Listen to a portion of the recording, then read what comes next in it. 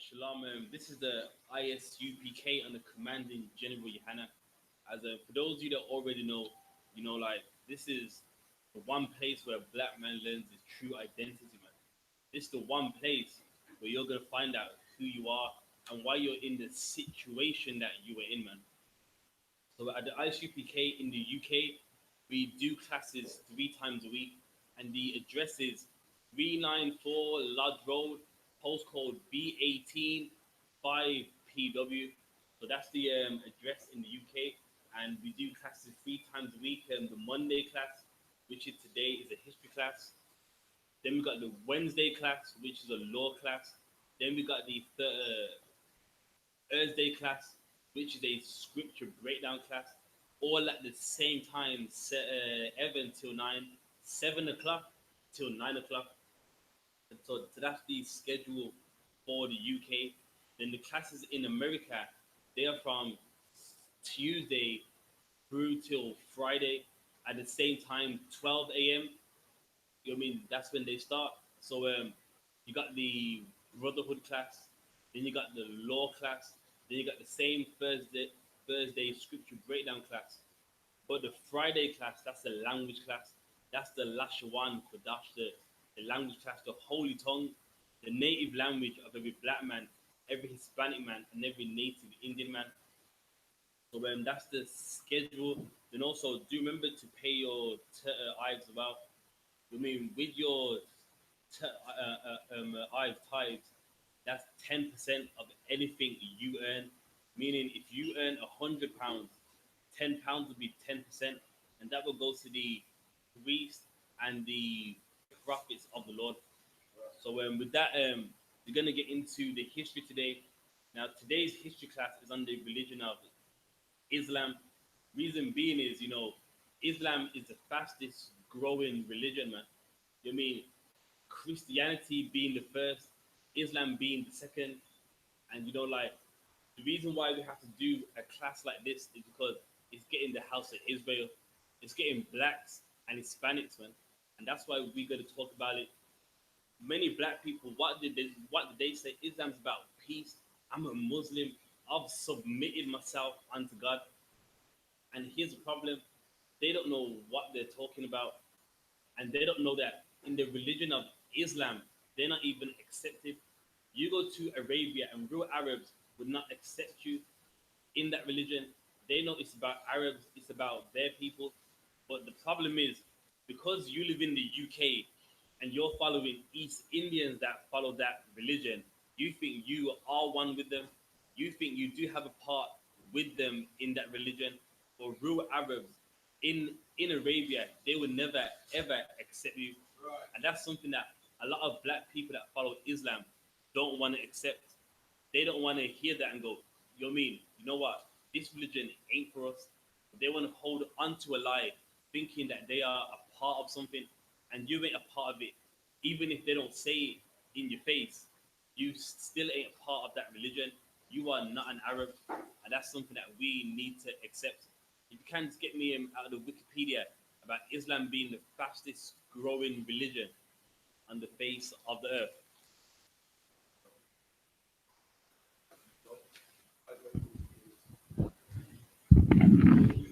How is it now? Just give me a 1 if you can hear me more clearer. Give me a 1 or a con.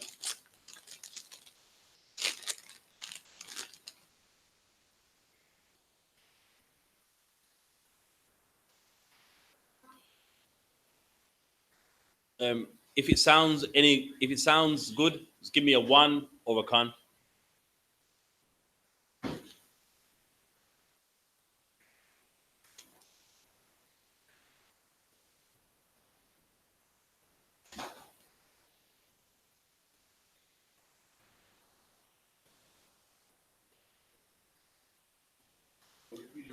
Yeah, that's like Juvie Islam fasting greeting.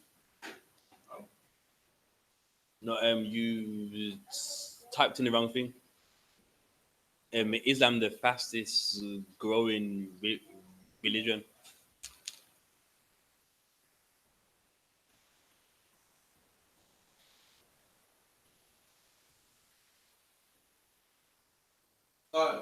Despite the decline of Muslims, still, despite the decline, Muslims still have the highest birth rate among the world's major religion groups. Read on.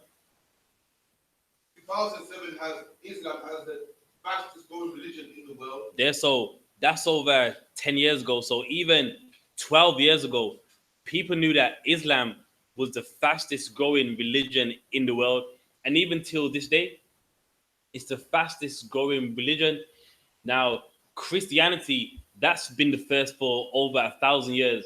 Why? Because they colonized lots of Africa, colonized, you know what I mean, many countries they went to. So they have the mark as the biggest religion on the face of the earth.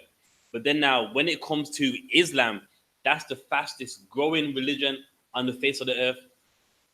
And what makes Islam the fastest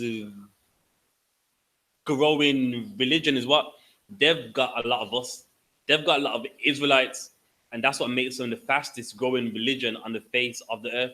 And then besides the Israelites, they have Africa. They have, you know what I mean, a lot of West Africa, Central Africa. They got a lot of East Africa, and they got like Iran, Afghanistan, and many, even some European countries as well. Even that UFC fighter, Khabib Nomi Guromedov, who has the lightweight belt. He's from Russia, but what religion is he? Islam. That's because Arabs also they also colonized some parts of that region too. So Islam is the fastest growing religion in the world. But what's the problem? We've been taught Islam's all about peace, and even though they have a lot of parts of Africa, nobody never tells you how they got those regions. No one never lets you know how they had Iran, Afghanistan, and like all of these parts too. Everyone goes, look, Islam's everywhere. But do people tell you how it got there? That's the problem. And in the class today, you're going to understand that even the beginnings of the religion, it was always violence. It was always about, if you don't believe in this, you have to die. And we're going to get into it in a moment too. Read on. Anyone that knows what? So the first book we're going to get into is a book called Aiton's Angels Exposed, written by Salam Kaban. I mean, this book is recommended by the UPK. You know, if you're on the website, this is one of the books that you will find in it, and it's called Satan's Angels Exposed, man. And you know, at the UPK, like what we always say, you know, if you think the author's lying or the author's making something up, there's always an appendix in the back, meaning you can find out where he got this information from, and you can, you know what I mean, like look it up yourself to like see if the author's being honest or not. You may not can see here, but we're gonna get to Muhammad and the Islamic religion. A second.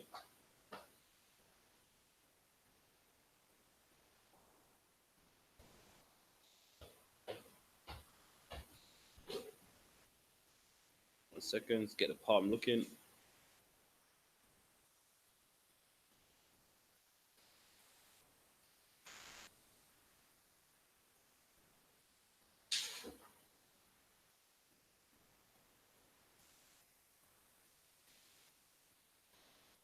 All right. Page 92.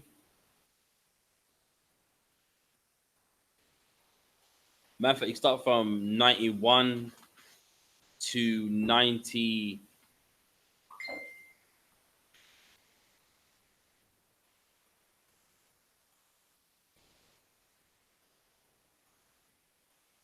95. Yeah. 91 to page 95.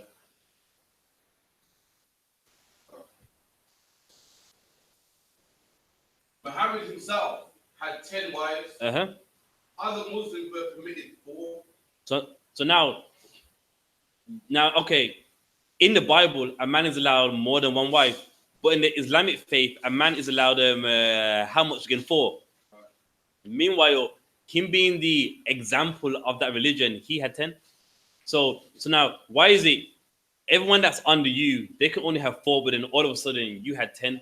It shows you that it's a religion of man, it's not of God. He wanted a lot, much more. He had more. Meanwhile, the people that were under him, Allah says you can only have four. Which even that, even the example, he's a hypocrite. Now, in the Bible, yeah, when it comes to Hawashai, his example, he did things and he wants us to do it. There ain't nothing that he's doing that is like, well, I did it, but you don't. You know what I mean? He is the example of the law. Meanwhile, their example of the law, he's a hypocrite. In Islam, you can only have all wives, and then this man has 10. Read on. The Arabs of the day worship many gods of the sky, Uh-huh. stars and the moon, and even what they believe were sacred stones. There, so now, before Muhammad came with this religion called Islam, in Arabia, they worship many things, the stars, the moon, you know what I mean? Anything. So, you know what I mean? A lot of them like to talk about this Islam religion now, but this is new. Islam was about 600 AD. If that's 1,000 years ago and some. So that's one of the newest religions on the face of the earth. But before this, they worshipped everything and anything. Read on. Center of the stone, reverence was in Mecca. Uh-huh. A square structure of a stone, Mecca became the holiest shrine in the world. There, so now, even before Muhammad came with this religion, that's stone and the Mecca. It was always something they looked up to way before he came along with that religion. So when they like to act like Muhammad and Abraham and all that stuff, that's a lie, man. Even they was worshiping rocks, the stars, the moon. That place was still being reverenced right there. Read on. God, it was called a Kaaba, which means cube. Mm-hmm.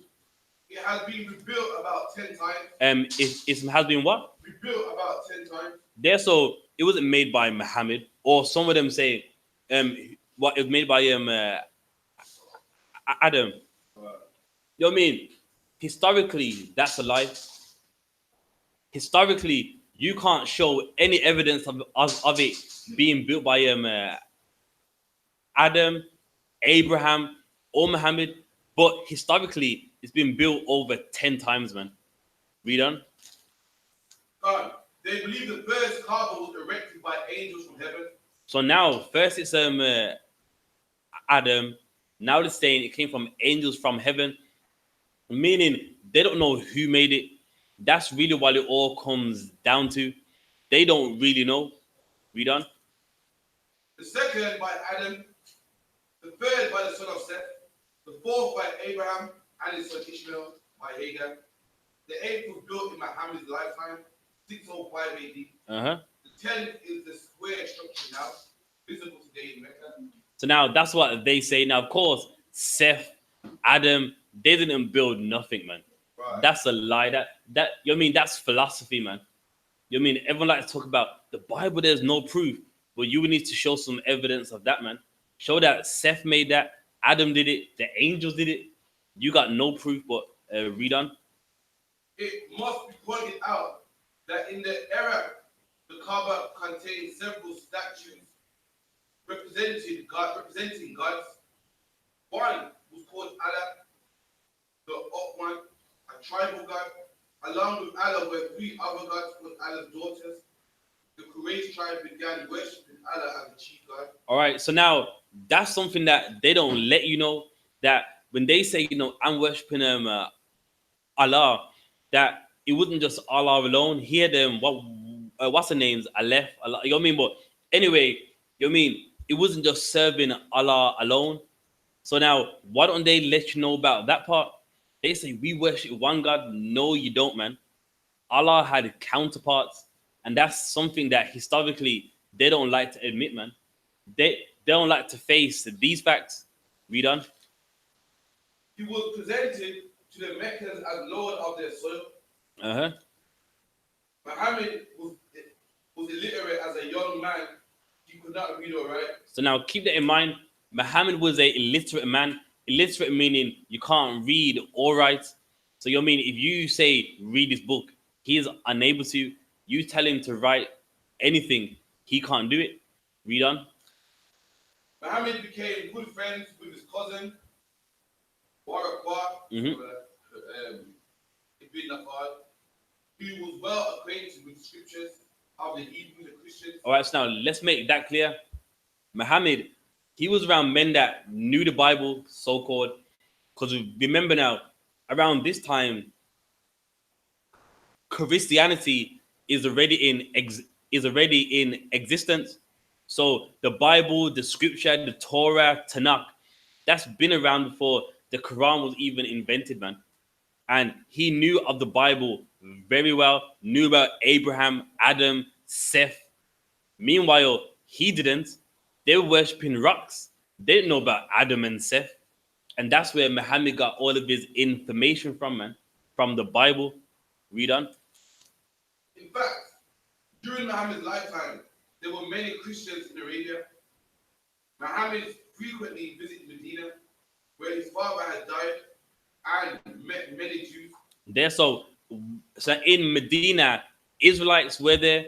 So that's how he got his information about Adam, Seth, Methuselah. You know what I mean? Why? Because before that, any Arab, they didn't care about that, man. Arabs cared about worshipping those stones, worshipping the stars, worshipping the moon. They read on. He was dismayed at the many gods of the Arabs, their constant tribal warfare, their loose morality. All right, so now let's keep that key. So now, when he met Israelites, Jews, he looked at his people like, look at us, man. No morality. We're always fighting each other because you serve this idol, I serve that one. So meaning he's seen how we live, that we serve one God, we are unified, and he saw his people like, this ain't right, man. You mean I'm serving Allah, this one's serving some wood god, a moon god. You know what I mean? So he looked at that, he looked at us and looked at his people and goes, this ain't right, man. How we're always in war, we're not unified as a race. Read on. These factors influenced him. It started a new religion. It did what? It influenced him. It started a new religion. And that's all Islam is, man. A new religion, Right. based off the sons of God, man. Right. Based on how we lived. And he goes, you know what? My people, they need to be like that. My people, they need to live like that, man. He saw you, how you was unified, how you was living, that there was no war amongst you because you got one law, one book, serve one God, and his people, they did not. And that made him come up with a new religion, which today we call Islam. Read on. That had only one God. Yeah, read on. Often during the month of Ramadan, he would go with his family to a cave 3 miles from Mecca. Ramadan is the 9th month of the Muslim year. Uh-huh. It's the time of daily fasting from sunrise to sunset.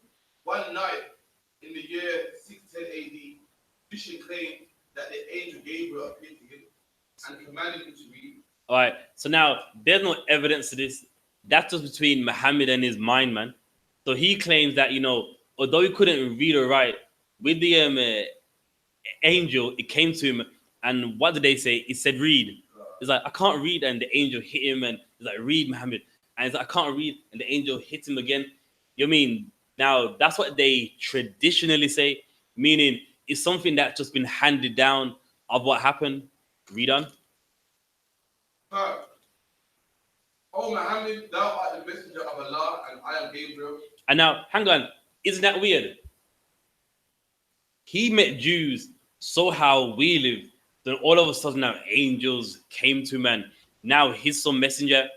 How come it never happened before he met Jews? It's always after he met us. Now remember, the book said he saw Jews, saw how we lived. Then now all of a sudden he's some last messenger. And that's the problem, man. Every religion you see, always comes from us, meaning people see how we live and go, you know what, that makes sense, man. They serve one God. That nation of people, they are unified. And then what did they do? They tried to make their own, man. Read on. Thereafter, he had many such visions. Those near him at the time said they neither saw nor heard any angel. So now, those around them, like, we didn't hear or see nothing, man. Muhammad was a madman. Someone that, you know what I mean, in his mind, you know what I mean, he just making up stuff. Meanwhile, the immediate ones that were around him, they're saying, we saw nothing, man. Read on. In the next 4 years, Muhammad openly announced himself as a prophet of Allah. Uh-huh. His first convert was his Asian wife, who was 50 years his senior. So now his wife was 50 years old, older, no, younger. No, his first wife was 50 years older than him, and she became the first convert of this religion. Like that means something. Everyone's wife goes behind their man. So what does that mean? Nothing, man. You know what I mean? He's chatting rubbish. His wife's like, yes, yes, Muhammad, yes. Meanwhile, that don't mean nothing, man. Read on. His cousin, his third, his servant, his fourth, his kin, Abu Bakr. Abu Bakr was a man of respected standing among the tribe in Quraysh. He converted 5 other Meccan leaders. There's now from there, that's when they started to, like, convert people. So first it was the immediate ones around him. Then, you know what I mean, bit by bit, from the people that they knew, that's where the conversion started to happen. Read on. After bitter wars, Muhammad conquered Mecca in 630 AD. He cleared away all the idols except the black stone. He done what? Cleared away all the idols except the black stone. And that's something that a lot of people that follow this Islamic religion, that's something that they don't know. His idol was there with many idols. That rock there, in ancient times, it didn't mean nothing. That was just one of many idols. But obviously, because that was the idol that his family had, he got rid of all of the rest of them and just left his one there, which today is the Arbor Stone. And that's all it is. It was his idol. It wasn't nothing significant, wasn't nothing amazing, just that among his tribe, that was the idol that they worshipped. So he got rid of the rest of them and just kept his one there. Read on. Except the black stone in the Kaaba, which is considered holy to this day by Muslims. And now, little do they know, that stone was being worshipped before Muhammad, man. His tribe was worshipping that stone ages ago. And now in 2019, people think that stone is of some significance. Is only significant to him, man. But besides that, many Arabs in that same place all had their idols there. Read on. From then on, to this day, pilgrims must walk around the Kaaba 7 times and kiss or salute the black stone. And that's idolatry right there, man. People say we don't worship it, we respect it, we reverence it. If you look at the word reverence, it means worship. Reverence means worship. Meanwhile, they go, we reverence stone. I know you worship it. You're saying it yourself, and now they worship it, man. Why? Because Muhammad worshipped it. Right. It ain't nothing new. You think no, we show respect to it. You are worshiping that stone. Why? Because the leader of your religion, he worshipped it too, man. Right. Read on.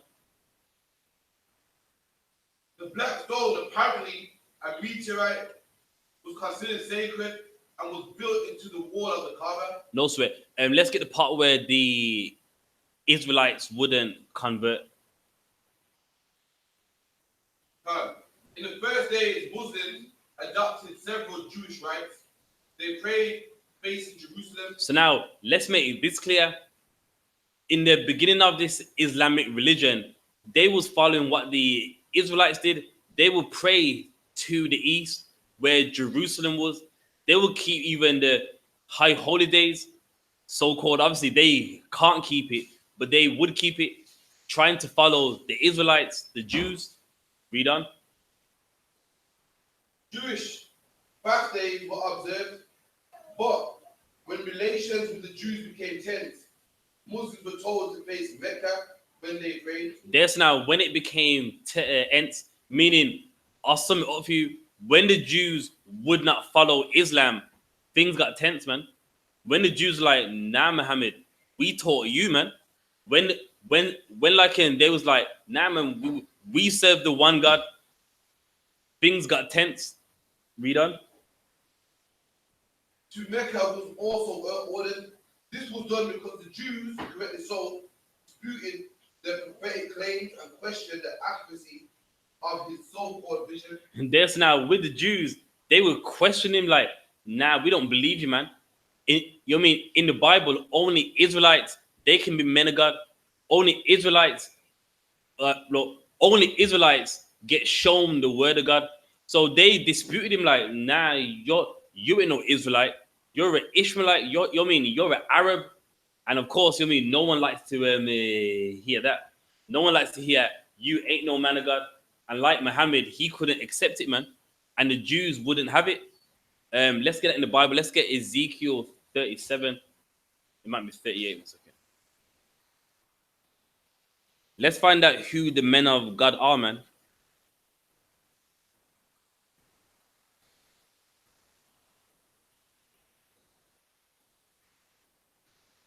It might be 38. One second. Yeah, Ezekiel 38 and 17. Ezekiel 38 and 17. Thus saith the Lord, art thou he of whom I have spoken in old time by my servants, the prophets of Israel? Of who? Of Israel. So now the prophets, they're Israelites, man. And that's in the Bible. And Muhammad, he didn't know that this was here, talking about he's the last messenger. He's, you know what I mean, got all the revelations. When in the same book he got his info from, it lets you know that only Israelites can be the prophets of the Lord. And you know what I mean? So of course, with the Jews, they rejected him. They're like, nah, what you're saying, we don't agree with, man. We don't believe it. Read on. The prophet of Israel, which prophesied in those days. Which prophesied in those days, man. Israelites, we are the prophets of the Lord, not no Ishmaelites, not no Arabs, man. There's another one in Amos 5. Let me grab that.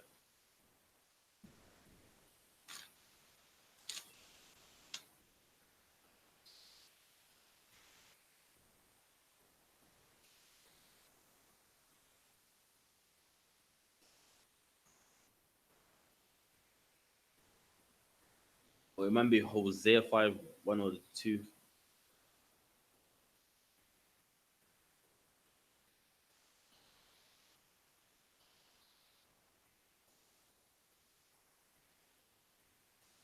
So I believe it's Hosea 5. That's the one.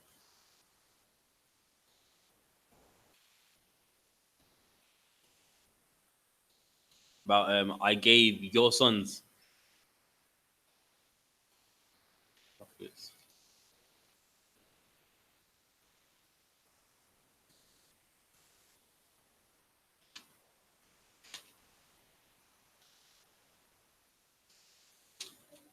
All right, Hosea 5.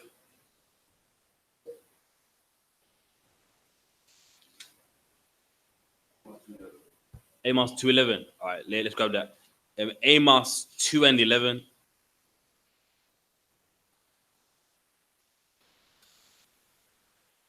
Amos 2:11. I raised up your sons for prophets. What did the Most High do? I raised up your sons for prophets. And now, who is the your sons? Israelites. Israelites. We are the prophets of the Lord, man. And it says this in the Bible. So, you mean for anyone to say it's not that race of people and it's you, of course they would deny what you say because they know the truth. They have the records.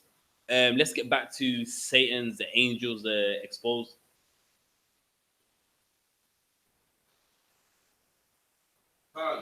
In one battle, captured Jews were given the choice of choosing Islam or death. So now imagine that now. You're taught Islam's about peace, man. You know what I mean? We believe in unity and love. Now, remember now, this is the beginnings of the religion. This is where, what happened here led to it being all over Africa, all in Iran, in Russia, Ukraine, Turkey. You know what I mean? So now this is the foundation. So with the Jews that would not follow this religion, they was given two options: you submit to Islam or you die. Which that's what the word Muslim means. Means that you submit. A Muslim. That's what it means. So now let's see what the Israelites done. Read on. The 600 fighting men chose death. They did what? Chose death. So the 600 fighting men, Israelites, they chose death, man. They would never follow Islam. And it's a shame today that black men follow Islam now, man. Right. Your ancestors, they chose death, man. When Muhammad's like, you follow this or die, the 600 fighting men, they chose death. They're like, I'm not serving this, man. I'm not following no Arabs, God.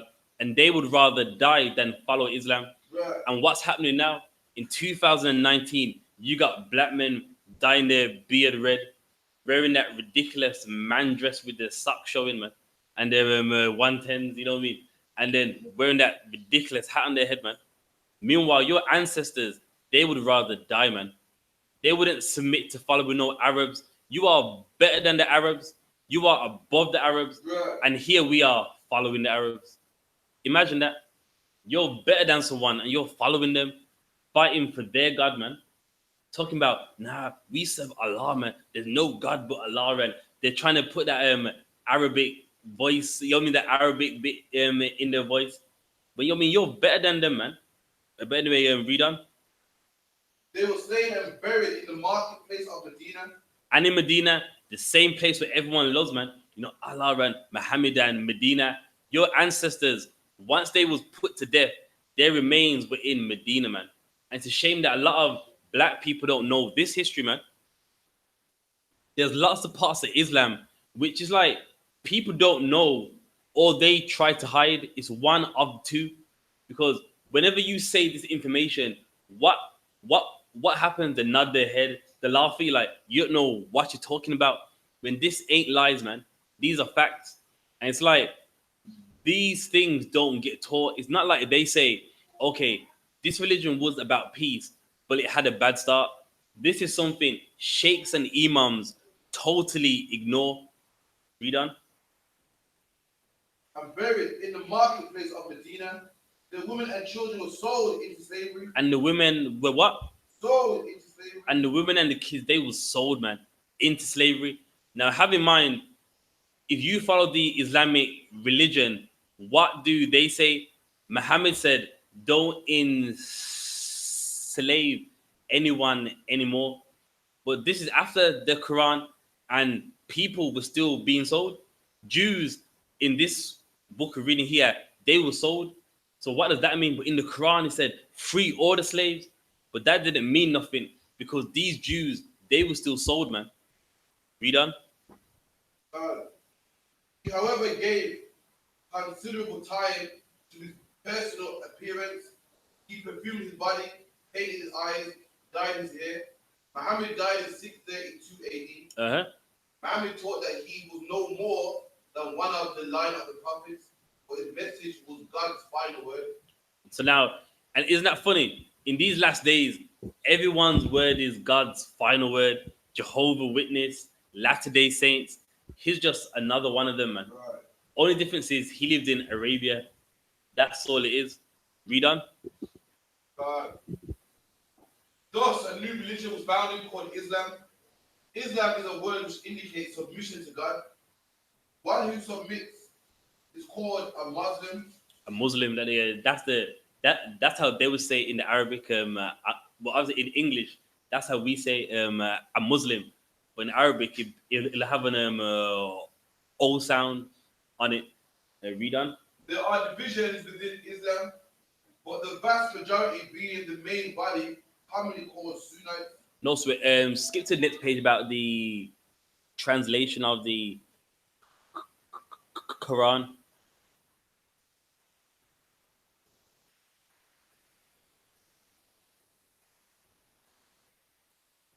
or it might even be the page after that, one of the two.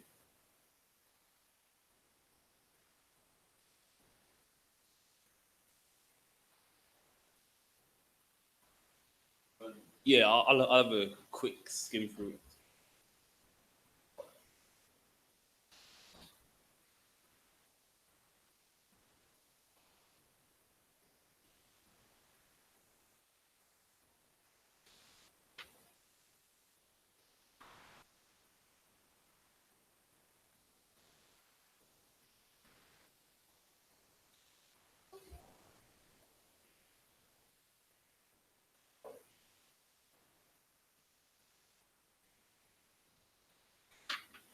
Okay, bear me 1 second.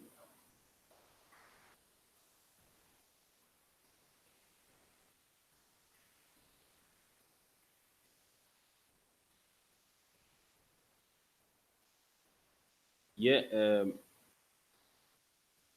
yeah, just the low part here. It was soon discovered.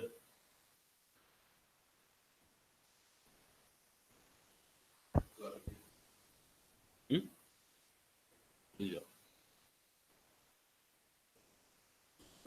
that's right.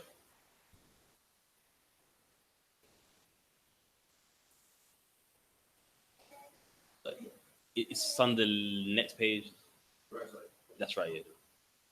It was soon discovered that the Quran did not deal with many problems. So now this is something a lot of people don't know about the writings of the Quran. That the Quran's been through many editions. They act like the Quran's never been tampered with. One source, one writing. It's been preserved from like Muhammad's time, and that's not true. Historically, the Quran it didn't answer the problems that they had, while as in the Bible, it answers everything. You got the wisdom, the proverbs, the prophecy. You know what I mean the law. They didn't have that. The early writings of the Quran, meaning when they lived, they're like, well, what do we do? Like, okay, we serve Allah, Muhammad is the last messenger, but what do we do? And it had more questions than answers. Read on. It was soon discovered that the Quran did not deal with many problems the followers faced. Uh-huh. This brought the rise to a second base. To a what? Second base. Meaning another edition of the Quran. The people go, it's not tampered with, one word, preserved, never changed. What does second base mean? A second edition? There to, what I mean, get some more things in there. And we're going to find out where they got them from. Read on. Edition.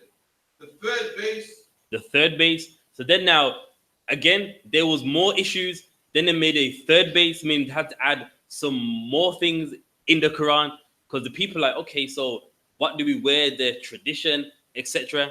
Read on. Recognize authorities. The fourth base, deduction by analogy. The deduction by analogy. So now on the fourth base, the looks and go, nah, we need to get rid of that. So how dare someone say the Quran's never been tampered with when historically they had to take things out? They had to do a deduction. What does the word deduction mean? If you take something off or you take something else. So even in the Quran, they had to do a deduction like, nah, we'll get rid of that law. We'll get rid of this. Why? Because among them, it didn't really answer things that they had. Read on. Much of Muhammad's writings in the Quran tend to run parallel with the Bible prophecy. So imagine that for him to get his answers, he had to read the Bible. So the first edition, second edition, third, fourth, had to deduct. And a lot of it came from the Bible. A lot of his answers came from the Bible because the Quran was insufficient, man. The Quran didn't have the answers even for the Arabians back then. Read on. He speaks of resurrections, of falling away in the last days, trumpets blast and judgment. Hang on now. Where do you find all that? In the Bible. A falling away. In which book?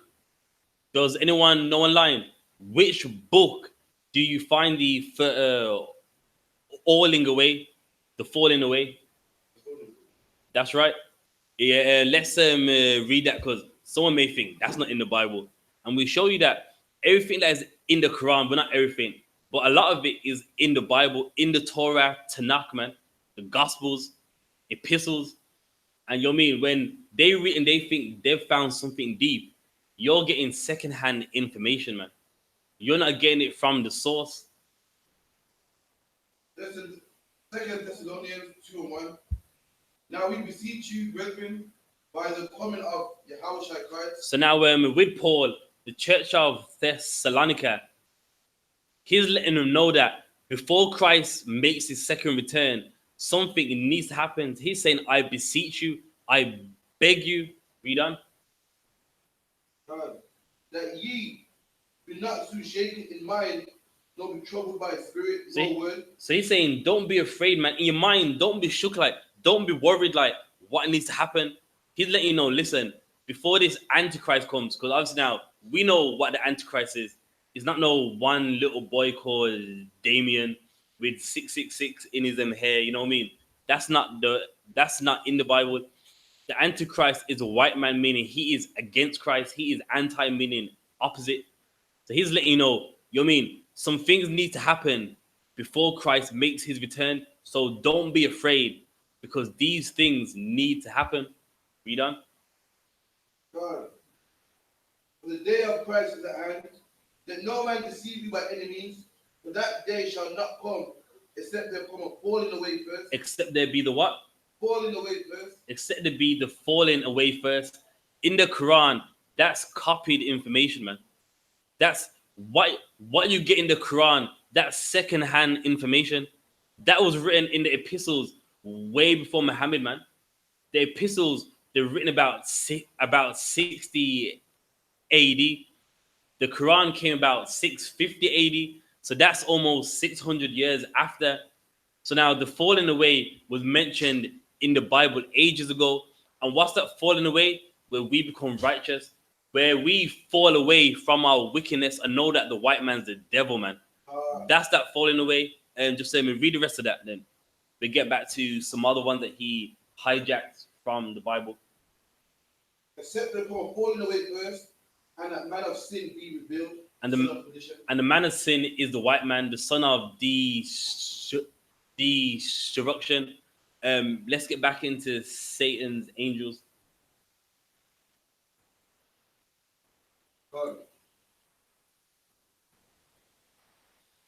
There are much of Muhammad's writings in the Quran tend to run parallel with the Bible. Speaks on the resurrection, the falling away in the last days, trumpets blast, and judgments. In Muhammad's heaven, those who die for Allah's cause will reach it, along with the poor, 500 years before the rich. They will recline in couches and be served by handsome youths. Now, of course, that's a philosophy, but that's the point that the point I'm making is Islam is not about peace and love, man. When the Jews didn't want to follow, he executed them, man, and sold their wives and their kids, man. So even already the beginning of this religion ain't peace. So how can in 2019 people go, Islam's about peace, man, and unity? You're a Muslim, I'm a Muslim, and you know what I mean, we love each other. And that's not the truth, man. If you think I'm lying, just look around. If you don't believe me, look around. Indians don't like black people, man, and they both follow the same religion. Somalian, if they're all the same, there's a Somalian mosque with us. You know what I mean? They just a bunch of Somalians and black people in one mosque. You got the Bangladeshis in one mosque, the Pakistanis in one mosque. So already that's showing you that it's not about unity. Even among them, there's a racial division, man. And then they talk about peace, peace, peace. The Indian ones call the black ones what? A color, a shitty, which they're racist terms for black people. So already you're being one thing's being said to you, but in reality, it's not happening, man. Let me get this book here, man. Talking about Islam's peace. This is a book called The Black Holocaust for Beginners, written by S.E. Anderson. This is another good book here. It goes into, you know, how the banks that we have today got their finances, Lloyds, Barclay, NatWest, in the same book. And it also goes into the Arabs as well, man. And it's going to show you what they think about black people, man. Because I don't know why black people have this concept that Islam's for them and that, you know, that they are accepted in this religion, and no, they're not, man. Let me get the page.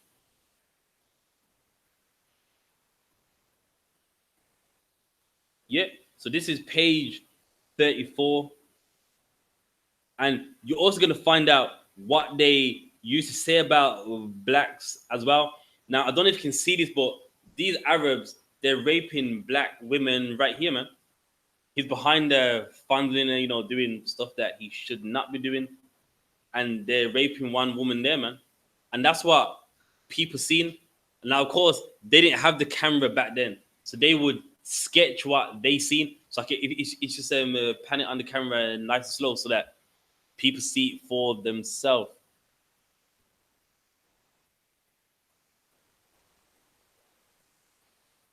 So you see these Arabs, they're raping black females right there, man. Just the bottom part about let us be clear. It was Arabs who set the foundation for exporting Africans, for taking the people of Africa to strange and horrible lands. So hang on now. Many people, they love to go, well, look, man, you're reading the Bible. The white man enslaved us. And there's something they don't know. There's something your sheikh doesn't want you to know, that it was really the Arabians that basically set this first, man. They were the ones that first started to enslave black people first. They were the first ones that were taking people out of their homeland into a strange land to be a bondman and a bondwoman. Read on. For Africans who were considered capital by Arabs and they sold to by capitalists, it was true that many Arabs saw Africans as inferior. And then they did what? Saw Africans as inferior. So now anyone that had dark skin, they thought they was beneath them, man. That's why even to this day, in the Arabic language, the word abid, yes, it means black, and it's synonymous with a man-slave, a slave, someone that's beneath you, man. And that's how Arabs thought. Even in their language, black means like low, a manservant, a slave. And why? Because they don't look at you as like one of them.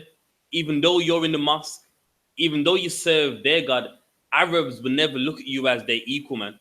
Arabs will never look at you as you are one of them. And even back then, people that had dark skin, people that were black, they thought they was beneath them. And here we are talking about we're all one in Islam. And you can't deny these facts, man. You know what I mean? I'm reading one book here, but there's many more. Read on. And lots of money was made capturing, preparing, selling, and buying Africans. There's so lots of money. Arabs made lots of money by, of course, selling Israelites and Africans. Of course, you mean they sold, like you mean, people that lived in North Africa, in the Sahara, Ethiopians, which are today the Somalian race. You mean they sold lots of people. There's even an island called Zanzibar, and that's where they used to take a lot of them as well, and also sell them there. And the island of Madagascar, those are Arab islands where they had man slaves galore, man, had them working in the mines. Read on. But this was done within tributary economic framework, and many of the Arabs were themselves Africans. No, okay, meaning many Arabs, they lived in North Africa, Morocco, Mauritania. So that's why even to this day, some Arabs, if you say to them, you're from Arabia, they go, no, I'm African. I live in Morocco. I live in Mauritania. I live in, what's some other ones? North Africa. Like some of them will say what? They're from the Egyptian lands. You say to them, you're from Arabia. They will say, no, I am Egyptian. So that's what the book's saying, that many of them, they saw themselves as Africans once they were living in that land for a long time, but still they were selling the original inhabitants of those lands. Read on. Take for example this reference to the famous South Arabian poet. So now this is a poet right here who was of the Arabian race. Read on. Arab literature soon with negative, even racist references to dark-skinned Africans. They're so even in Arabian references, they are saying some very horrible stuff about dark-skinned Africans, saying very rude stuff about black people, man. And have in mind, he followed Islam. He followed it, and did he believe everyone was one? Did he believe black people was the same as him? No. In his literature, he's writing some very derogatory things about Africans or about people of a dark skin. Read on. The blacks do not earn their way by good deeds and are not of good repute. Children of stinking Nubian black. And what? Children of stinking Nubian black. So when they looked at black, they thought, oh, that's smelly, that stinks, man. And that's what Arabs that followed Islam thought about you, black man. And here we are about, nah, man, Islam's for everyone. Listen, in their literature, that's what they thought about you. Your black skin was stinking. They looked at you and thought you was smelly. Meanwhile, don't no one smell like Arabs. You know what I mean? All they wash their hands and feet, and that's as far as it goes, man. You don't stink, man. You got laws on washing. You mean you wash for the dead? You wash when you touch something unclean. Right. You know what I mean? Or they wash their hands and feet, man. And that's as far as it goes, man. Talking about our black skin stinks. And that's what Arabs thought about you, man. That's what the race of people that are behind Islam thought about you, black man. And it's about peace. They got you as a manslave. And on top of that, your black skin, they look at it and think, phew, you stink, man. Read on. What's just how many? I believe some more.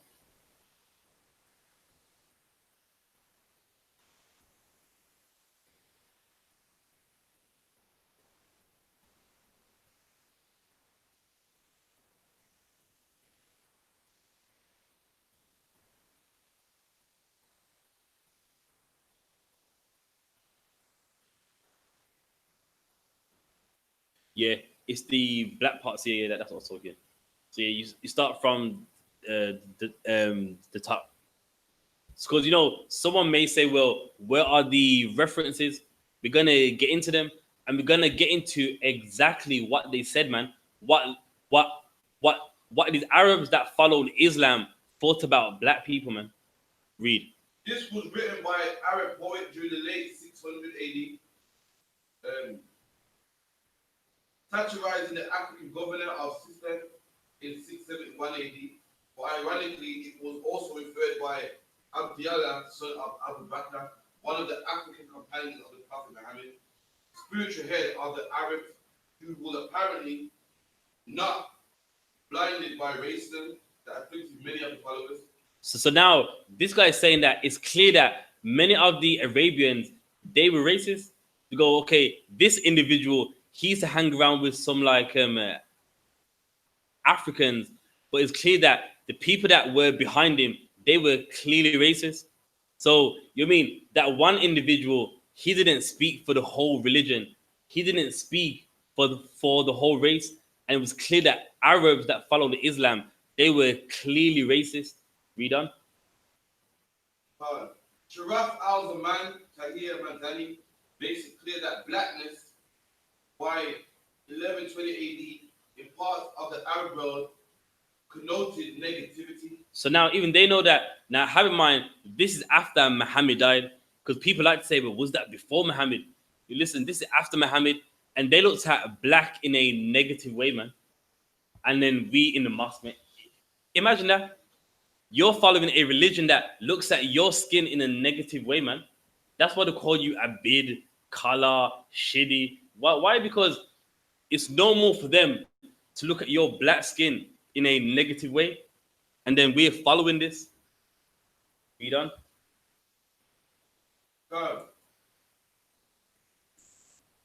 Blackness, though a defect. And what? A defect. A defect. They looked at black skin and was like, yo, you're a defect, man. Look at you with that black skin, man. So, oh gosh, that's wrong, man. You know what? Like someone, a defect is something that's not right. That's how Arabs that followed Islam looked at black people, man. Like, you got a defect.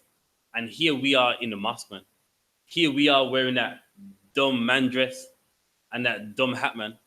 Not not knowing the people of that religion you follow look at your black skin like a defect, man. Look at it in a negative light.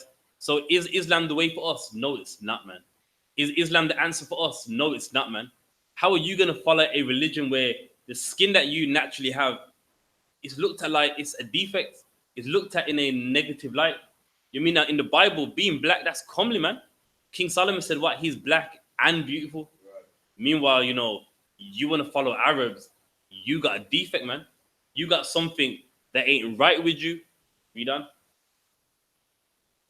Has its use in some instances, such as when government agents dress in black in order to inspire subjects with awe and fear.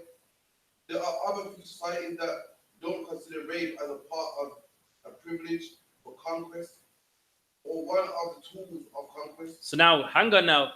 What is this letting you know that whenever Arabians used to, ransack any land, rape was a part of it. It was a part of the conquest that they did. So they said, well, it's war. Like, I want to rape all these women. They didn't find nothing wrong with it, man. And they did this to Africans and Israelites, man. Whenever they would go into a city, a country, they just thought rape was just a part of the conquest. So a question line, is Islam all about peace? From what we're reading in history, not about opinions, not about the religion you love. Is Islam all about peace? Yes or no?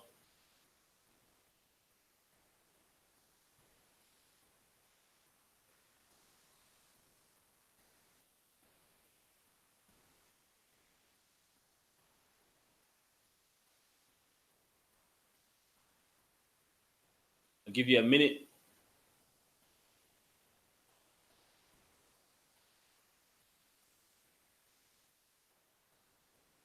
That's right. No, law.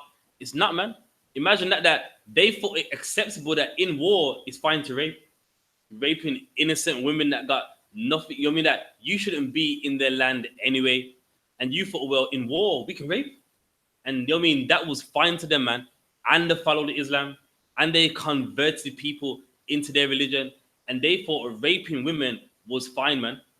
And I've got it in another book which I did not bring with me, but it was commonly known that they would love to rape. Meanwhile, like, you know what I mean, like, okay, with the white man, he primarily wanted the men so that they can pick the cotton, pick the cane. Arabs wanted the women so that they could rape them. That that was their main thing that they liked. You mean they would usually get rid of the men or make the men fight in their war so that they can die, but the women, they love to rape the women, man, and that's a historical fact. Read on. The Arabs with no exception. The Arabs what? With no exception. So the Arabs were no exception. In war, anything went, man, raping, and that's what they did, man. So when people go, I found Islam, man, I'm at peace. Says who? You don't know Islam like you think you do. You mean Islam is the religion of a wild man, man. A religion of murder. If you don't agree, they want to put you to death. And in war, they thought anything was fine, man. They thought it was acceptable to even rape women because it was war. Read on. They considered women inferior to men and raped African women with the humiliation that implies. With the humiliation. Now, do you know what that humiliation is? In other books, meaning they will gang rape them, they would humiliate them, tie them up, do what they wanted, man. And you know what's funny? It's not even far fetched today, man. Even today, you mean many Arabs, what do they do now? Rape white women, have these sex gangs, but they're not Arab. These guys are East Indian. But look, they're following the same religion, and even to this day, they do pretty much the same thing, man. All these rape gangs raping 16-year-old girls, 14-year-old ones, buying them sweets, and all that stuff. Read on. By the same token, Arab men often married African women and allowed some of them to become part of their royal families and peoples. Okay, so they did allow some of them to become part of the royal family, but that's the minority. The majority, they raped and humiliated them. Read on. That's why you'll find hundreds of thousands of African beaten people throughout Asia Minor the Middle East today. Yeah, and that's true. In some parts, you see like people that are dark skinned, but they are not being rude. They are victims of rape, man. You see them, man. What do people say? Muhammad was black. Because why? Because you got some dark skinned Arabians, but they are victims of rape. That's why they're there. You know what I mean? They took Somalian raped their women, Congolese women, North African women.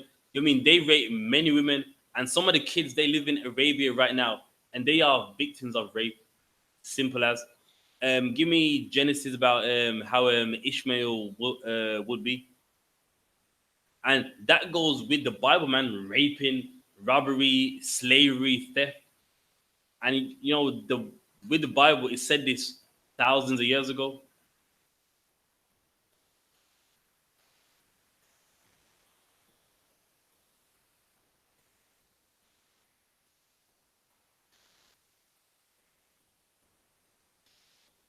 Genesis 16 and 12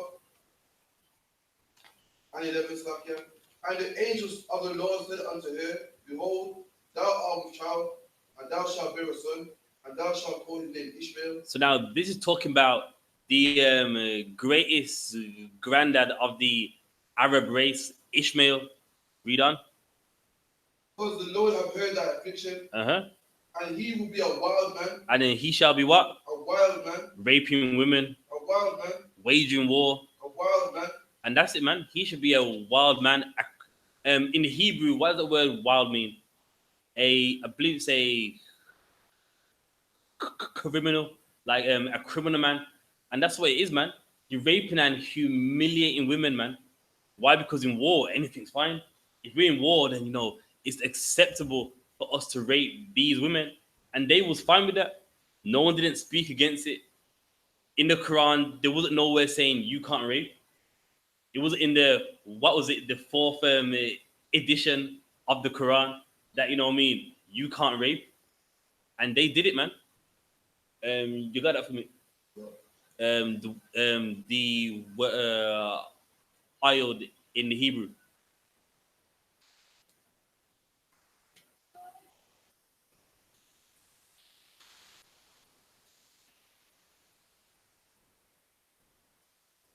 Wild man, Para'ah, wild, sense of running wild, All right, wild donkey, wild ass. okay, no sweating. I must be getting something else.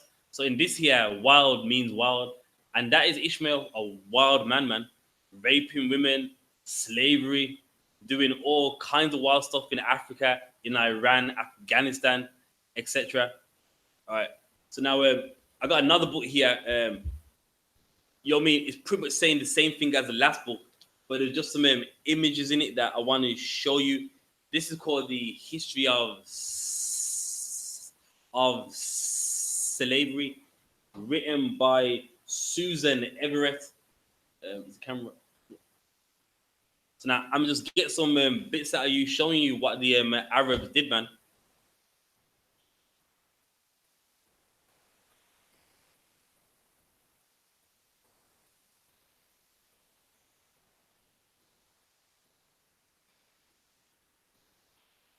All right, then.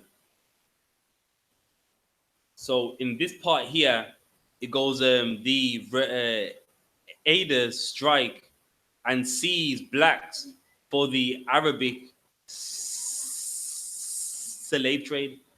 So this image here, I'll bring up to the camera, but that's in there.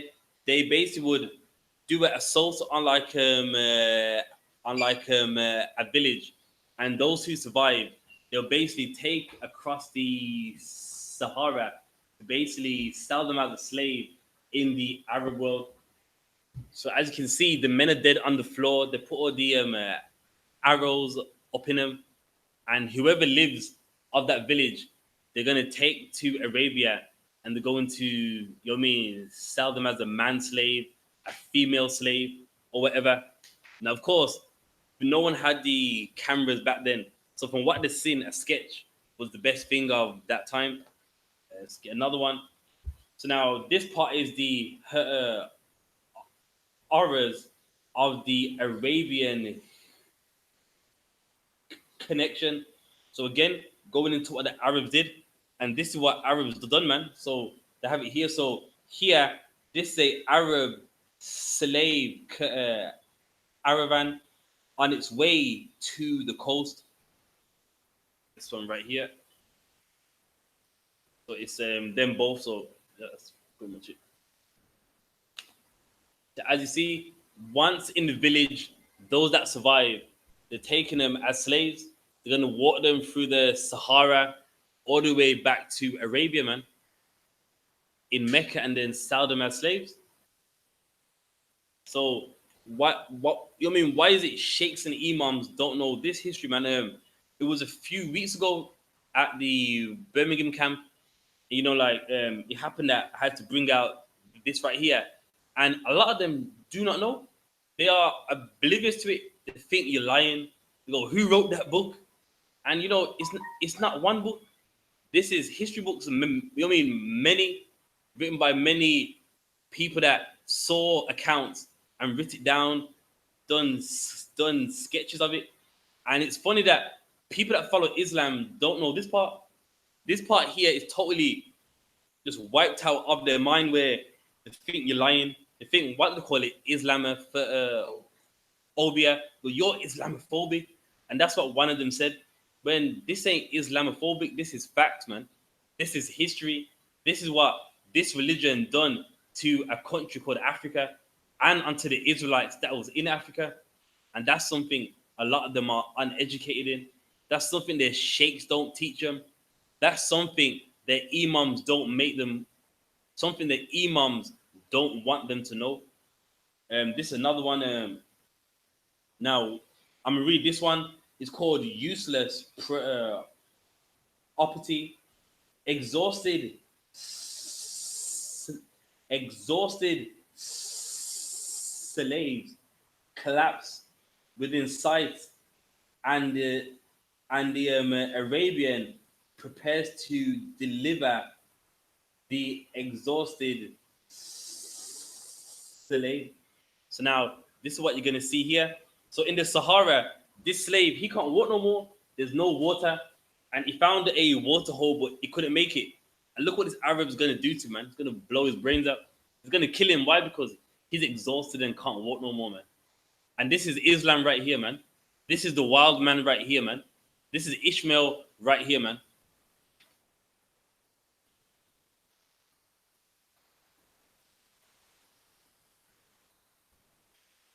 Why don't you Imam talk about this, man? Why don't you Sheikh talk about this? But he never will, man. He wants to blind your eyes with Islam is about peace, man. Islam's in Africa. Look. It's in where you're from, and that's how they get a lot of us too. But no one never tells you how Islam got there, though. You could say, it's in Africa. Look, man, in Ghana where you're from, which we know, in Ghana where you're from, look, they follow Islam. Nigeria, they follow Islam, and no one ever teaches how they got.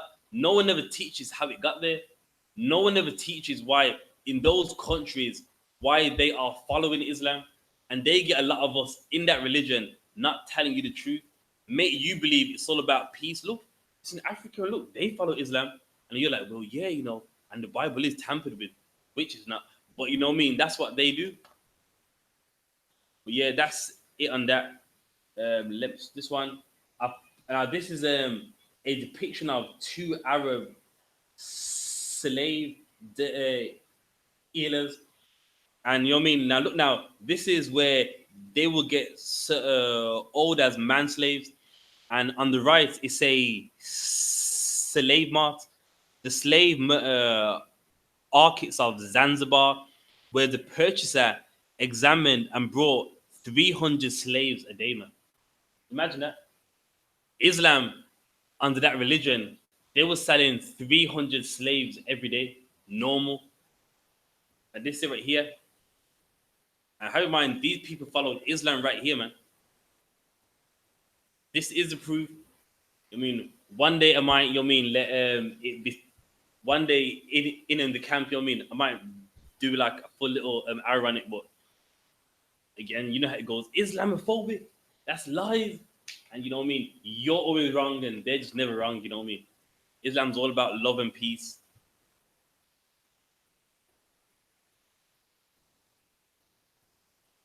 But yeah, that's it on that. You know what I mean? No sweat on that. So now, have I got anything online first? Any questions or anything? All right, let's get the one in First Corinthians about if their eyes be no, if the gospel is hid, is hid from them that are lost.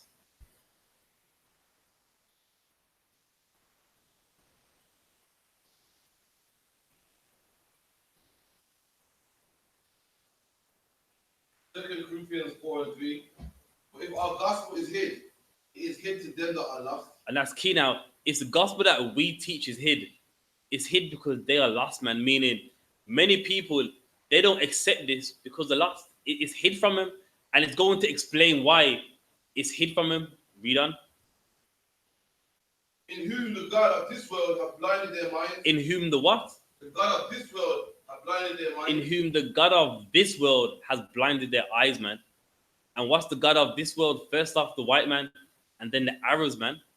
They run things, and the God of this world blinded our eyes, man, to where you show them the truth. You show them that Arabs don't like black people. You show them Arab literature, but they thought being black was a defective thing. Being black was just bad. And what happens? The God of this world just blinds them like, no, no, Islamophobia. Nah, man. Nah, man. My Sheikh loves all people, man. In the Quran, you know what I mean? It's all about peace and letting slaves go. Muhammad did have slaves and then he let them go. But what happened after that, man? Historically, what happened after Muhammad died? The same people that was following Muhammad, they had slaves and they read the Quran. So what does that mean, man? It means nothing. And that's the problem. The God of this world has blinded their eyes to where they think, nah, I don't believe them books. Anyone can write history. You know what I mean? And why? Because they're blinded in the eyes. But now let's get this book here. This is called The Legacy of Arab Islam in Africa. This is written by John Alembila Azuma. So from my understanding, this is written by a African that even him himself, he follows the Islamic faith, but even he had to admit that Islam, what we're told what it is not what it is. We're taught, it's Africa because the peace and the messengers went there, but he done his research and found out that's not the truth, man. He got there by the sword, enslaving, rape, robbery, murder, intimidation. You mean in West Africa, they basically said, listen, if you don't follow this, you're going to die. And that's why many of the Ashantis and many of them, they followed it not because they believed in Islam, because they had to. And you know what I mean? That's another part of history which they don't like to let you know. But let me get the first part. Even let you know that a lot of people that follow Islam, the truth is they're uneducated in Islam, and that's the problem. Second.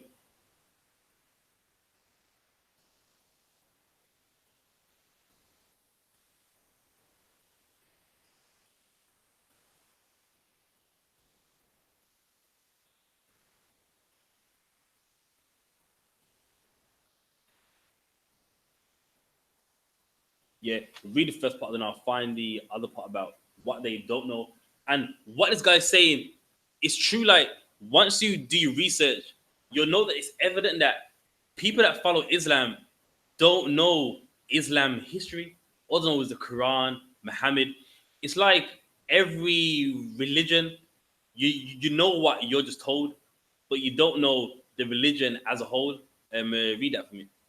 One of the greatest benefits of the post-colonial era, which regard the interfaith relations in general of Christian-Muslim relations, in particular, is the emergence of dominance of literature, especially from the Western Christian side, aimed at the presenting Islamic belief and Muslim history. All right. So now, what is this author trying to say is that, many people that write about the Islamic faith, they hit from a Western objective. Now, in the Western world, no one really talks about what Islam has done to black people. They just, talk about Muhammad and stuff like that. So that's what he's saying is that they just kind of, when they talk about Islam and they write about what it has done, there's parts that they don't write about. in the Western world, meaning the Western world is like America, England, etc. Read on. Emergence and dominance of literature, especially from the Western Christian side, aimed at presenting Islamic beliefs and Muslim history in a more positive and sympathetic light. So now, make no mistake. Now, even his author, he's saying that in the Islamic faith, they present it in a nice light, and that's the problem. They don't talk about the wrongs that they've done and what they're doing even till this day. They just present Islam in a nice, positive light. I mean, Islam, Muhammad, the unity, a man that couldn't read or write. An angel came to him and taught him, and they make it sound so nice. They pull it in a very positive light. Read on. This has been accomplished mainly through the study of Islamic beliefs and Muslim history. So now, why do people believe that? Because of Islamic beliefs and the Muslim history. Meaning, when like when like a Arab man writes down Islam history, he writes it in such a positive light. He never talks about what they've done to black people, what they've done to Africans, that they had them as man slaves, raped women in war, and thought it was fine. They write it in such a positive light. Read on.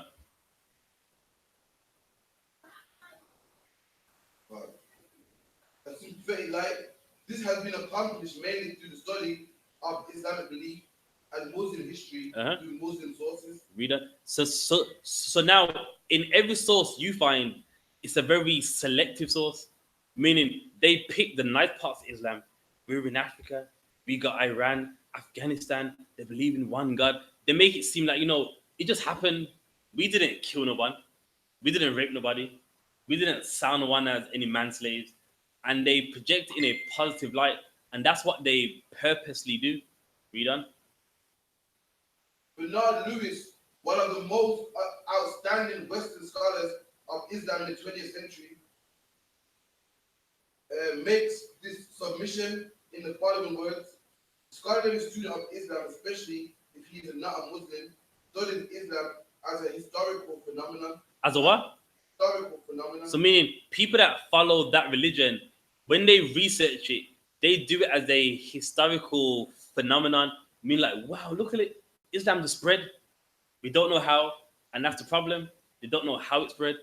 They just talk like it's a historical phenomenon, man. Started in Arabia, went to Africa, went to Iran, Russia, but they don't know how it got there. They're purposely just like giving this information, like, look at this, man.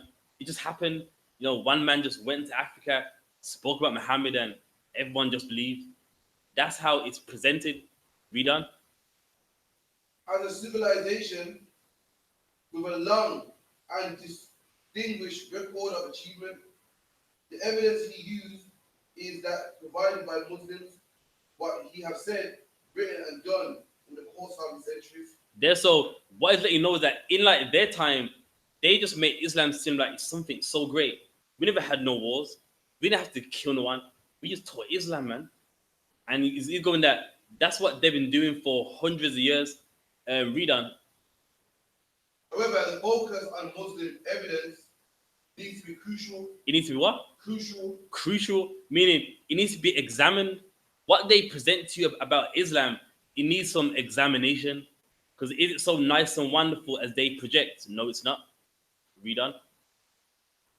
All scholarly students, and even more so non-Muslim students of Islam, should resist the temptation of treating Muslim evidence as sacrosanct.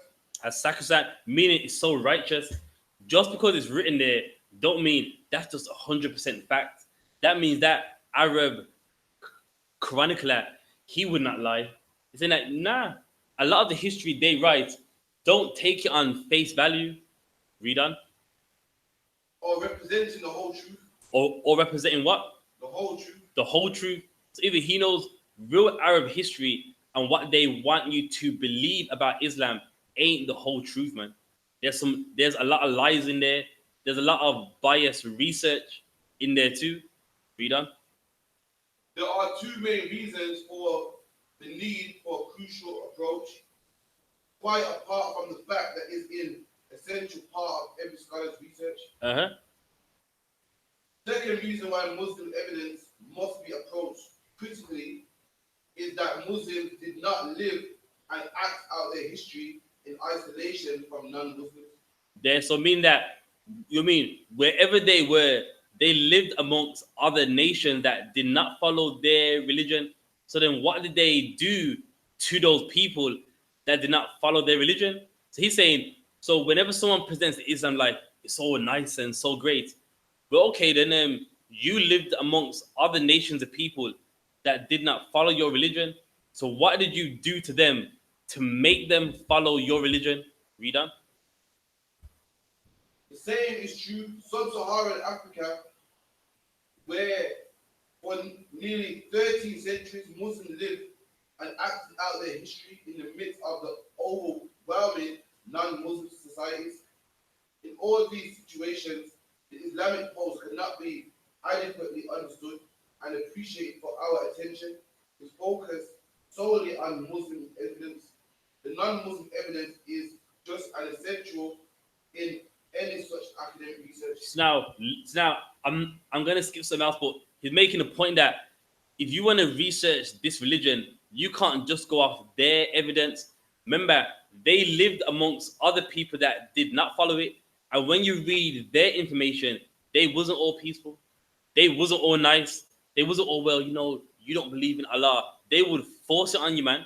The whole jihad that's in the Quran, and that's what they did, man. They were jihadists against people that did not follow Islam in Africa.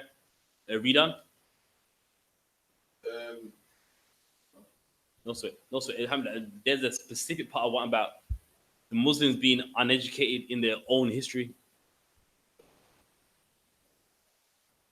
Nah, no sweat.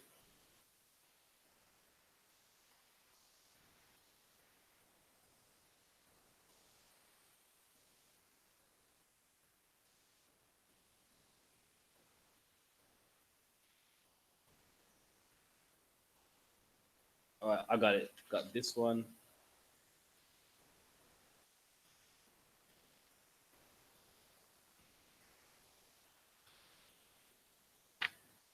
All right, I got it. Yeah, it's this part here, and then that's it. Then I'll get to some more in the book later on. the result is very strong. So now the result is very strong. So all throughout the book, it's talking about all the evidence from the people that followed Islam to the nations that lived around them that did not follow Islam. And we're gonna find out what these Arabs did. Read on.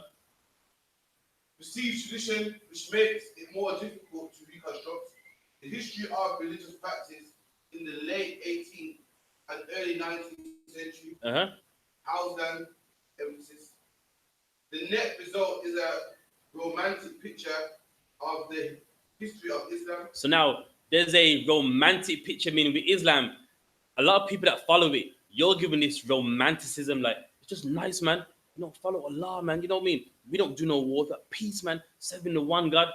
And it's saying that even Arab writers, they would make it seem romantic, but it wasn't the truth. Read on. Of a history of Islam, avoiding and sometimes denying issues as the jihadist slaughter. As the what? Jihadist slaughter. So now, does anyone know what a jihadist is?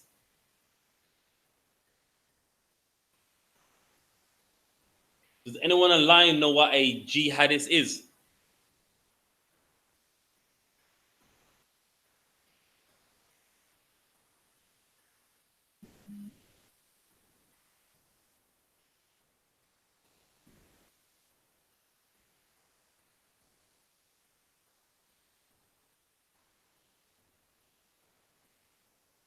What? It's a Muslim, but it's it's when it's time for a war.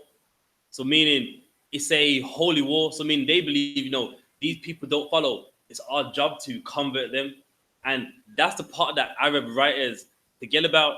They forget about the times of jihad, what they've done in Africa, what they've done in Iran, Afghanistan, Russia. You know what I mean? They forget that.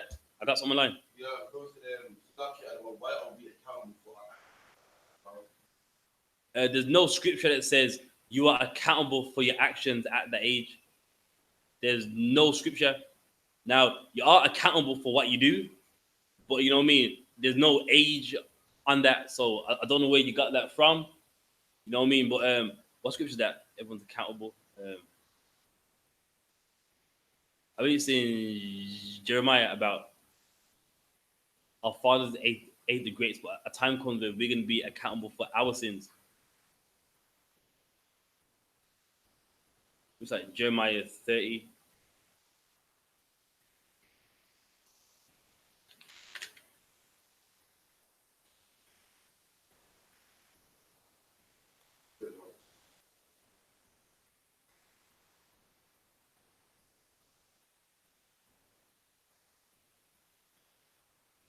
Yeah, what? Where is it? Jeremiah 31, 31:29.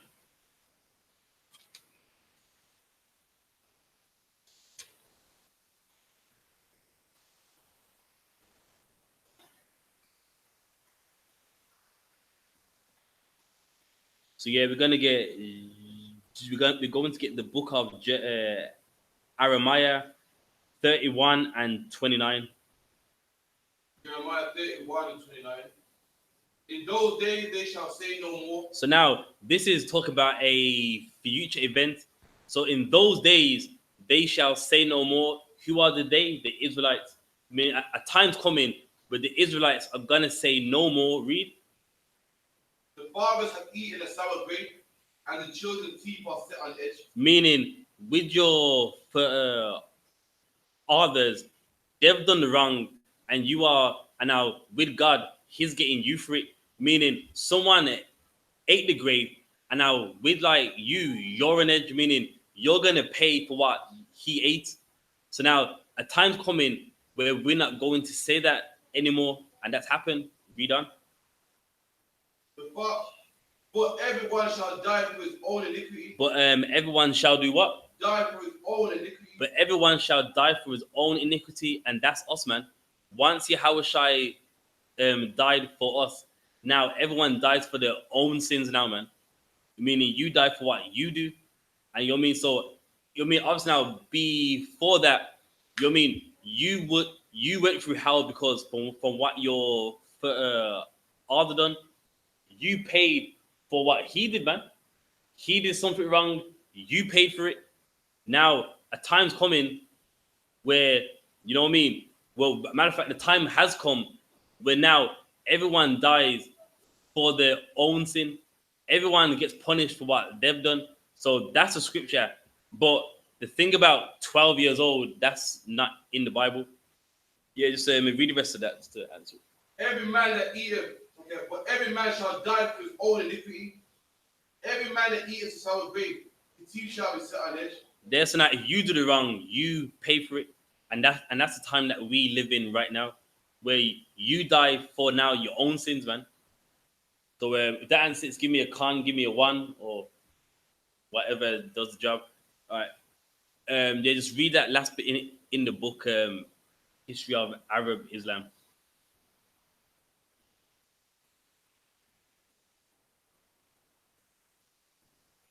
Uh, okay. Slaughter and massive enslavement of traditional African believers. There, so it's saying that take away the romanticism, and this is what Islam has done: wage war, enslave, jihad. Meaning it's a holy war. Well, they believe it's a holy war, and that's what Islam is all about. Take away the romanticism, and the it's so lovely and just one God, and you sing those songs in the Quran with and the beads in your hand. You know what I mean? Take away all that and face the facts. It's a religion of enslavement, jihad, enslavement, raping, and that's what you will find once you take away the romanticism, once you take away the lies of these Arab scholars that want to make Islam seem so nice. It's like as Hamid book a second. It's got another bit. And give me Hosea 4 and 6.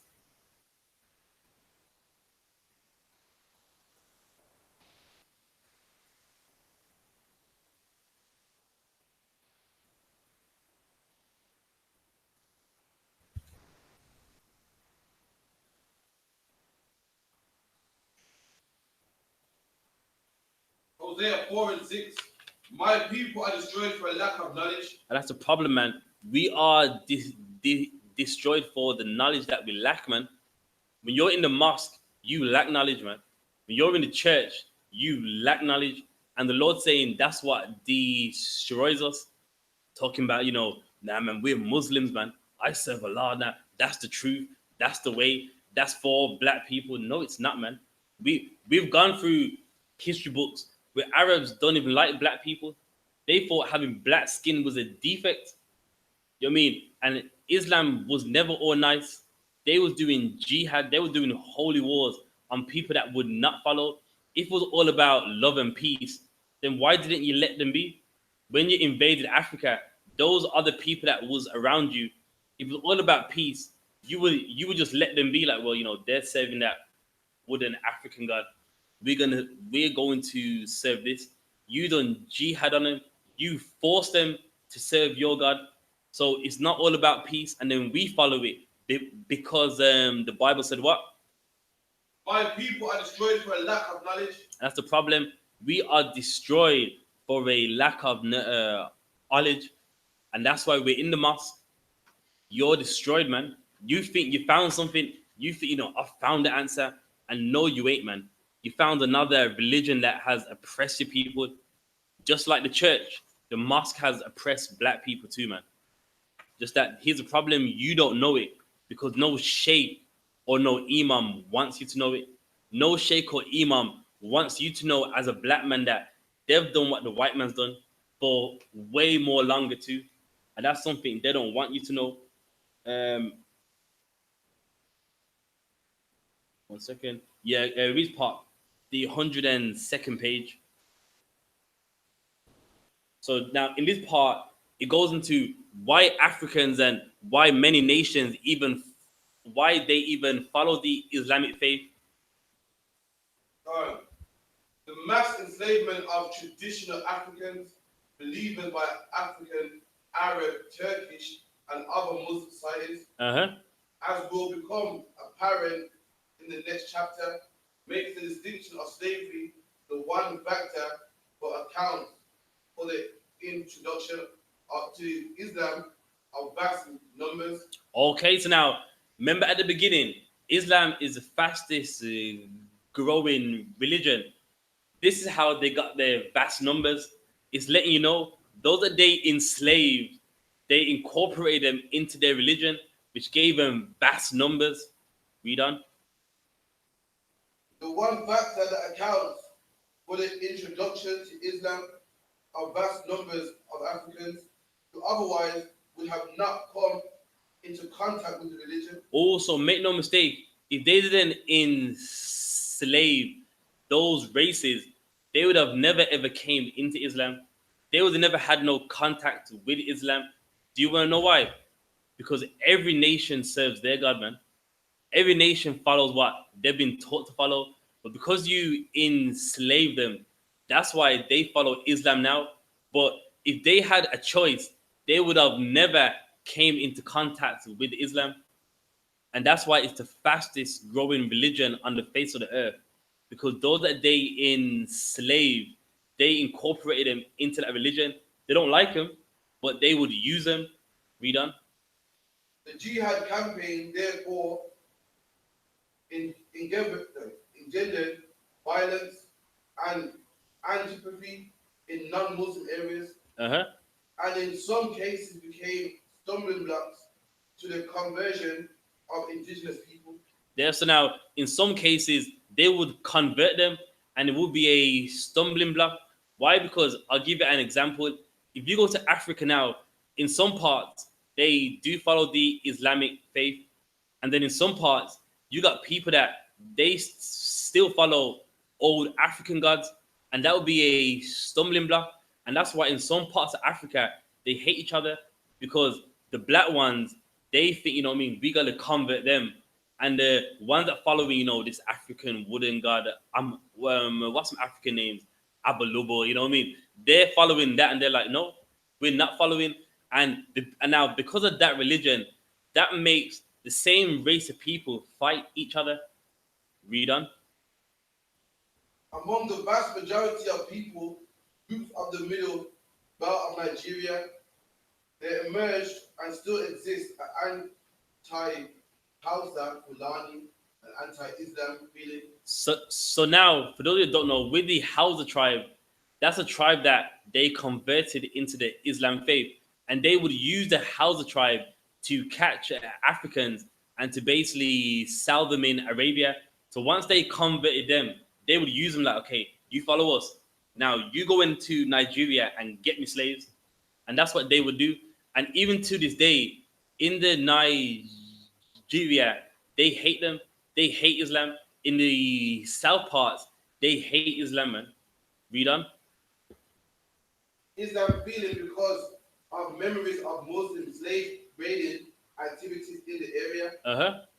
Among the Lambuda, for instance, so strong is the feeling that fellow Lambuda who are Muslim are scorned because Islam is seen as a mark of slave descent. It's seen as what? A mark of slave descent. And even Africans, smelly Africans, they know that Islam is a mark of slave descent, man.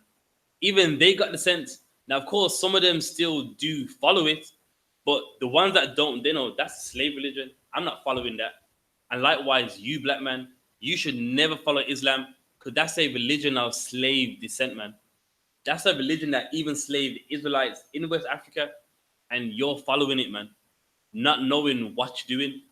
And it's key because this book gets rid of the smoke screen that they like for you to see. You know, look, Islam's in Africa, you're black. And look, man, Islam's there with peace. And no, it's not. In certain countries of Africa, they hate Muslims, man. They hate people that follow Islam. So no, it's not all peace. That romanticism does not exist. Read on. Uh, they will say I'm not a slave, that I should do the salat. So now the salat is when you bow on the floor. So even in it's like even in that country there, they know that I'm not doing no. I mean, I'm not following that Islam religion because that's what a slave would do, and they don't do it, man. They understand that Islam to Africa is a slave religion, and likewise to you, black man, who's the real Jew, that's a slave religion too, man. Your ancestors would not follow it. Muhammad had to kill 600 of us because we would not follow it, man. And if you follow it today, you got the mark of a good. You got the mark of a good slave on you. That's all what you got. Read on. On the question of reform and getting rid of un-Islamic elements for Muslim religion practice, the success of jihadist rule in regard to was not decisive. Shrines were indeed attacked and destroyed, and indigenous customs demonized as satanic. Okay, so now meaning in Africa, the shrines that they had, they would get rid of them, and anything they did, they seen it as that is say Annie. Meanwhile, their idol worshippers, they they're also in the same position as them, but yet they will tell you that's satanic. Meanwhile, Africa ain't even your land, and you're there. Nah, you gotta get rid of that shrine, or we're gonna, you know what I mean, execute you. And that's what they did, man. And that's something that people that follow Islam, which are, I mean, mainly Israelites, we don't know about, man. So is Islam a religion of love and peace? No, it's not. Is Islam the religion for the black man? No, it's not, man.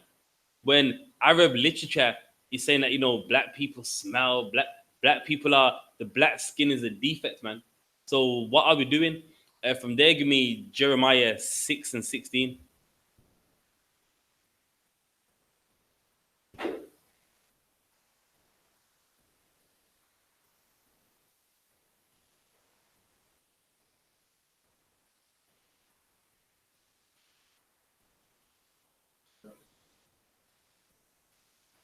Jeremiah 6 and 16.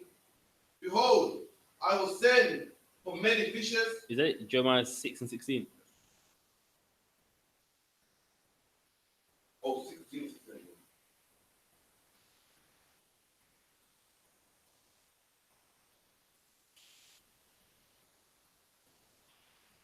Jeremiah 6:16. Therefore, stand ye in the way and ask for the old path. What's part above that about stand in the way and see? Therefore, to the Lord, stand in the way and see. Okay, so now it's saying, therefore, stand in the way and see. And that's what all of us need to do, man. You got to stand in the way and see. Is Islam for us? Stand in the way and see, meaning observe, look around, man. Is Islam the religion of the black man? No, it's not. You know what I mean? History speaks for itself, and we can stand in the way and see that Islam ain't for black people, man. They thought having black skin was a defect. You know what I mean? All their literature was derogatory against black people, man. Anyone that had dark skin, read on. And ask for the old path. And ask for the old path, man. If you're a black man in the mosque, you know what I mean? Ask for the old path, man. Ask for the path of Abraham, Isaac, and Jacob, man. Ask for the path that was there before any Quran. Ask for the path that was there before Muhammad was even born, man. That's the path you need to ask for, not some new religion, not some religion where being black is, you know what I mean, like something's wrong with you. Read on. Where is the good way? Where is the what? Where is the good way? Where is the good way, man? In the UPK, we got the good way. You come in the UPK, you found the good way too, man. But in the mosque, you ain't finding nothing, man. In a mosque, you're finding lies, you're finding hypocrisy, you're finding a smoke screen of the Islam religion that doesn't exist. While they're putting your ears, it's peace, it's love. We love all people. Muhammad freed the slaves. Yeah, but what happened after he died? They don't teach you that part though. You know what I mean? All them say years ago, I was in a cab, and you know what I mean, it was in an East Indian guy, very rude too. He's going, you know what I mean? You know what I mean? Nah, it is rude. And that shows a lot about them too. Even when they think they're being nice, they're being rude. That I'll give you an example. So you know what I mean? When he was in the car and religion came into it, and I mean, he's a heathen. Like, I'm not breaking down nothing to him. I'm not wasting my time. It's like, you know what I mean? You know about the white man and you know what I mean, whipping black people back to slaving. Do you know in the Quran, Arabs had slaves at one time? And Muhammad goes, no, you know what? Let's let them go. Like, that's going to convert me. like, when I say that, I want to see it in the mosque next week, man. I'm like, no. You mean like, I'm meant to be happy that we did have the other slave, but we let you go. The white man let me go too in the 1900s. So what does that mean? It don't mean nothing. But even when he thinks he's saying something nice, you're not. Meaning you were a slave and we let you go. You know what I mean? And what I meant to be happy and laugh with you. You know what I mean? And then, of course, I didn't get into it with him. But my question was, yeah, but what happened after that? You know what I mean? What happened when Muhammad died? They still had slaves. You know what I mean? They still hated people of a dark skin. So what did that mean? Nothing. You know what I mean? Also that Muhammad freed the slaves. You know what I mean? And Somalians said that too when you was in slavery. Why do you think you're following Islam? Because Arabs raped your women. Arabs enslaved you, man. So, you know what I mean?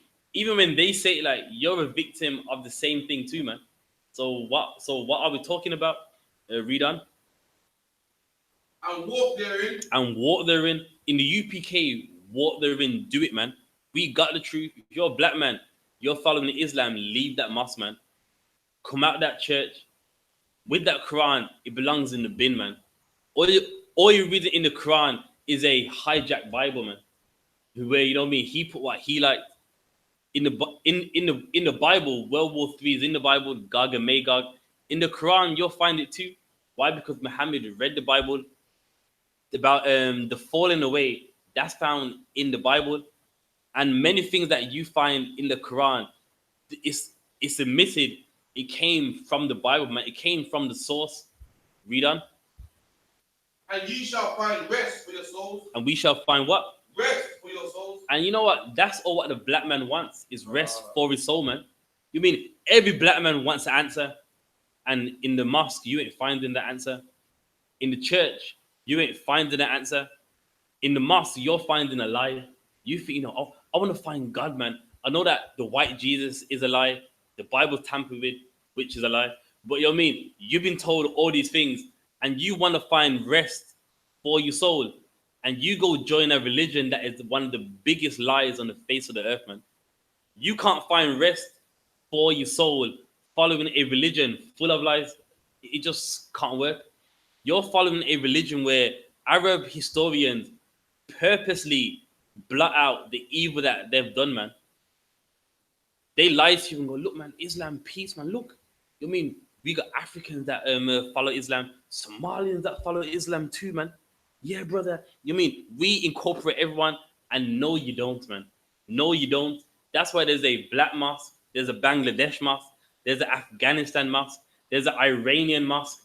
Why? Because you're not together. Why? Because you're racist. You know that Iranians ain't your people. You know Afghanistan people ain't your people. So while you lie to the black man and you blind his mind with it's all one, you're gonna find rest here, man. You're teaching them a lie. You're giving them a philosophy. Read on. But they said, we will not walk therein. And that's the problem. The black man following Islam, you don't want to walk therein. You don't want to accept that Islam is a slave religion. You don't want to accept that Arabs sold black people, man. Arabs don't like black people. And you say, I'm not walking therein. What book you reading? Anyone can write a book saying anything. Why? Because you don't want to accept it, man. So, you know what I mean? That's the class. And with that, I hand it over to priest and officer of 5,000 Karafia.